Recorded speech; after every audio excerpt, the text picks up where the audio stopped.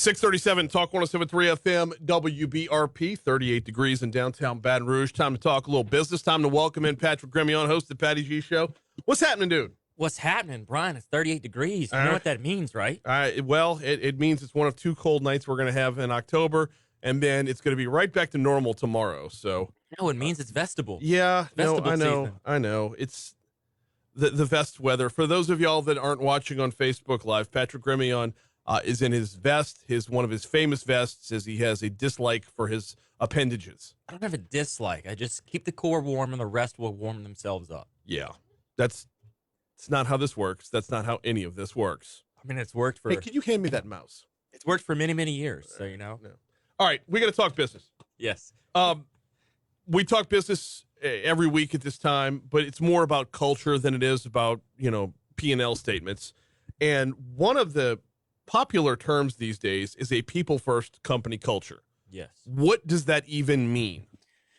So, in a nutshell and in a few words, it means putting people over profit, basically, within your organization. Making sure that your people are happy within what they do, they're heard within their concerns, and you take the time to actually learn a little bit more about them, learn a little bit more about what brings them to work, what drives them, what motivates them, and ultimately how you as an employer can help them in their 9 to 5 while they're here at the office every single day or working remote or a hybrid version of that.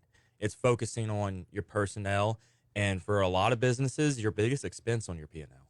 So when it comes down to it, I don't like that terminology, putting people over profit. Okay. Because Why? it makes it sound like you're sacrificing one in exchange for the other. When the truth of the matter is, employee retention is one of the greatest ways to save dollars on all those middle lines in the P&L. Your profit is not valuing employees, and profit they're not anathema to each other. They're not completely separate. You get better at one by taking care of the first one. Right. And I think what that goes to say is not necessarily you have to focus on people or you have to focus on profit. I think it's to prevent people from coming down on their team whenever the profits fall short and saying, oh, y'all were working too long. Y'all are taking too long to do projects. What's going on? You're driving our profit down. It's all your fault. It's rather, how can we build them up, which in turn is going to bring the profits up. Right, which is the same as saying, what is going on? Yeah. You walk in, instead of saying what's going on, you say what actually is going on. How can we get better at this? And long term, one of the things that the pandemic has shown us is that people want to be valued above anything, above pay. They want to be valued monetarily, yes, but as a person and an employee and a worker and a creator and someone who is going to do for you to help to the bottom line, they want that meaning. 100%. For a bulk of the population, there is a metric, there is a number in which they can receive and be happy in life. But what they won't be happy with is the conditions in which they work. And that is where employers have not only a responsibility, but really an opportunity to come in and make their work life as best as they can. And now we're going to get into the part that we get into way too often, and I firmly believe is way overhyped these days. Okay. Workplace environment. How much really goes into what is valued versus what is perceived as selling the sizzle instead of the steak?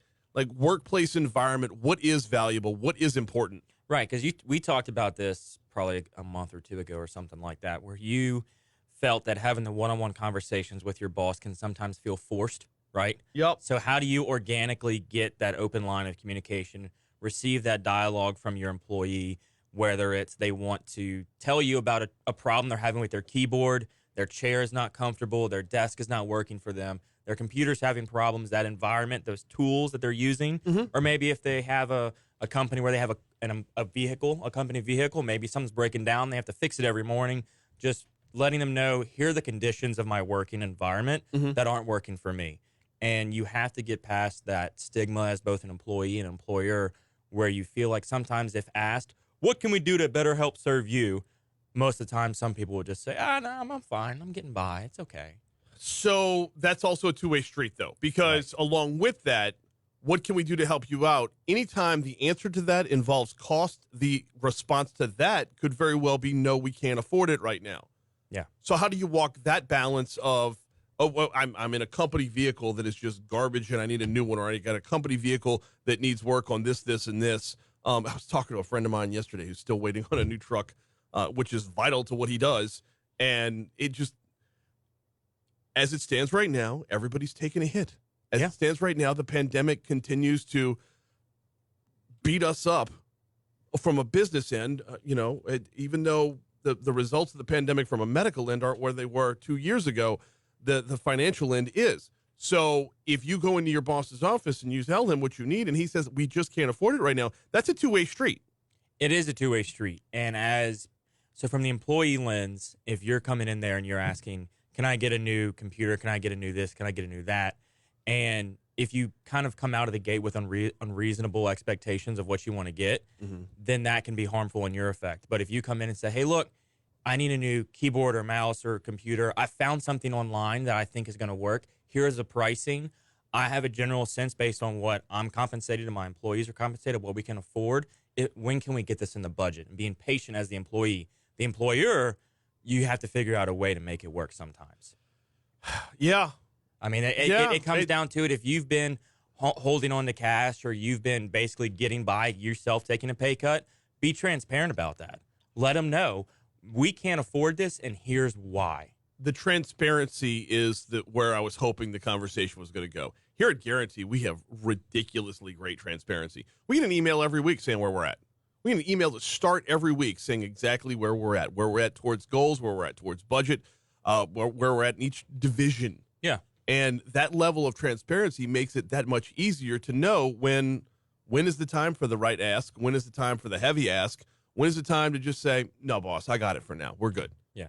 When is the time to say, hey, can I get a new, $600,000 desk? And when is the time to say, hey, look, I scored a chair for $25 on Facebook Marketplace? Did you say $600,000 desk? 600 or 1,000. Oh, okay. Wow. I've been having what an kind of desk you buying for $600? That's what I'm asking you, Patrick. I heard 600,000 too. Thank you. I'm sorry, $600 or $1,000. a range here. Yeah. No, it's because I'm up in my office. You know my desk in my office. I put that dadgum thing together myself. Right, and so you have to find that balance as the employee, and you have to be understanding and accepting of being patient in that interim, or problem solve yourself and show them how scrappy you can be if you find something on Facebook Marketplace or a good yard sale. We're going to hit break here in just a minute. We're talking with Patrick Grimmie. We're talking business with Patrick Grimmie and workplace culture. And Patrick had the perfect guest this week for this topic. It's like I pulled some articles that made sense with right. The guest, we have a theme to this now. What? So your guest this week on the Patty G Show was Brandon Landry of Walk-Ons. When you want to talk workplace culture, he's got the Disneyland of workplace cultures. My gosh, does he? Right? Can you believe that used to be the Co-op bookstore? That was a bookstore. We're going to continue the conversation in just a little bit, but we're talking workplace culture. People first. We're going to back away from that and just shift it over to the overall workplace. Patty G continues in just a little bit. Hey, got to remind you, coming up next hour, we'll start the hour off with top stories and trending as the so much going on right now. We'll get into it after the CBS World News Roundup. But also next hour, we're going to take you down to Ascension Parish by staying right here in studio. Crime Stoppers will have the Ascension Parish Sheriff's Office on. Earlier this week, there was a light fender bender and a guy got beat up and put in the hospital. Where are we at with that investigation and how can you help? That's why we do Crime Stoppers every Thursday at 7:35. Also next hour, 7:15. Senate candidate Luke Mixon is slated to be in studio. Time to get a little caught up with Luke. And I'm going to have trouble not talking about just the journey itself. This is his first run for a big office. I want to talk about the path that he's on. But that's all got to wait until next hour. Right now, we're going to take a quick break, check traffic. Your Money Now, coming back with Patrick Grimmie on next on Talk 107.3. Gordy texted, $600,000 desk, get him off. Get him off. Wayne definitely said 600K. Yeah. You 100% said 600,000. In my head, I meant to say 600 to 1,000. I'm out. Good night. Gordy said you had to go.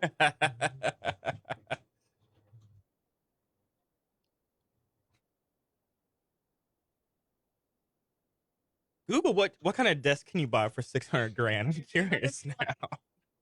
desk with like USB cords, like or like the ports that already have the. No, it'll likely be like George Washington's desk, Yeah. like Abe Lincoln's desk, Yeah. like something old and historic that actually can achieve that value. It's called the Resolute desk. Thomas Jefferson's The desk is crystal in the White flute. House now. Yeah. How much do you think that costs? What? What's it Thomas Jefferson's flute? The crystal flute that Lizzo played, and everybody's pissed that she played the flute. As soon as I hear Lizzo, I glaze over. What? She loves her glaze.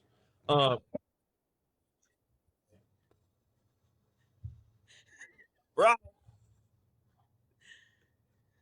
Speaking of glaze, you saw McDonald's is about to start selling some Krispy Kreme I donuts. did. McDonald's are partnering up. Yeah, heck yeah.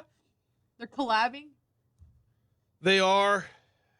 Is it in St. Louis? I didn't see where. I just Find me in St. Louis. it was just that was one of those big headline grabbing articles for me. I just saw it.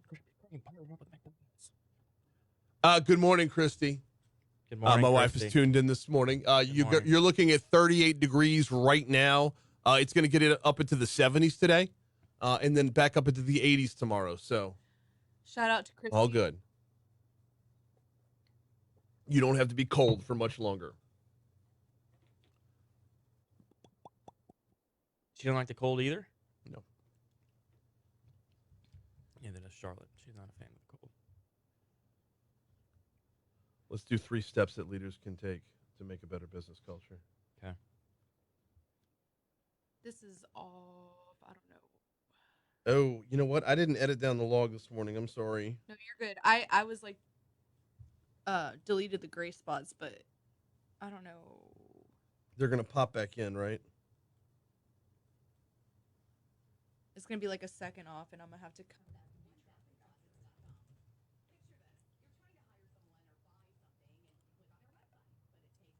Oh, yeah, good. That's fine.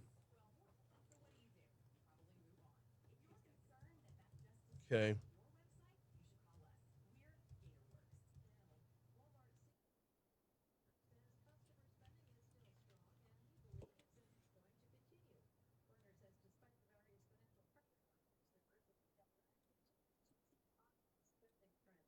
That's good. Walmart's seeing positive spending trends. I know. Go Walmart, right? I have no idea. I need a little bit more. Walton? What? Sam Walton? Sam Walton? I'm related to him somehow. You got Walmart money, Brian? I don't have any money. That makes 3 of us. No, but my mother's maiden name is Walton. Her Waltons come from North Mississippi, which apparently that's not that far away from Arkansas. So, do y'all have Disney Plus? Yeah. When was the last time you watched Aladdin on Disney Plus? The original Aladdin. I don't know if I haven't watched Aladdin since it was on VHS. Okay. Go. You don't have to watch it. Just go. Thank you. Just go click on it and watch the new opening screen they put up. It's a good thing. No. I know where you're going with this. I've seen this on a number of different platforms, not just Disney Plus. It's a warning that if you're viewing this in 2022, keep in mind it was filmed or made in the 90s. It's basically saying right. Yeah, I jumped on a Facebook thread about that where someone was complaining, bitching, like, oh, why do we have to have this? And I'm like, would you prefer censorship? Yeah, it was like while it's never good, and it wasn't good when it was filmed, rather than removing the content, we wanted to keep it here to, I guess, show how far they've come. Yeah.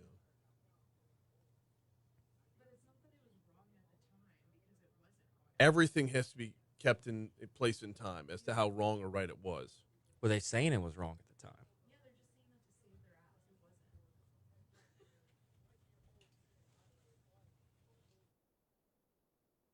No, it's not whether or not it was right or wrong. It was whether or not it was perceived as wrong. We grow as people and learn things along the way. It doesn't mean slavery was never right. It's just it took us a while to learn it. It wasn't considered. I know it wasn't considered wrong, right in the eyes of some people, and we run into that problem all the time today. Yeah.